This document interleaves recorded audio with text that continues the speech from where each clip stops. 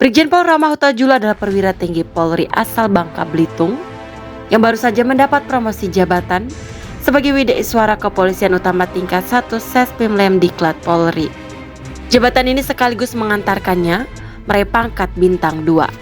Sebelumnya ia mengemban jabatan sebagai Wakapolda Kalimantan Barat atau Kalbar. Jenderal Roma lahir di Sungai Liat, Bangka Belitung pada tanggal 24 Juli 1972. Ia merupakan lulusan Akademi Kepolisian atau Akpol tahun 1994 dan telah menyelesaikan berbagai pendidikan lanjutan seperti PTIK, Sespim pada tahun 2010, serta Sesko TNI pada tahun 2019.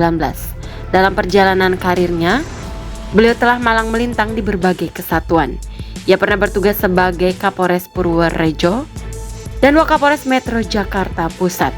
Karirnya terus melesat hingga menjadi Direskrimsus Polda Metro Jaya, yakni pada tahun 2020 sebelum akhirnya menduduki posisi sebagai Wakapolda Kalimantan Barat.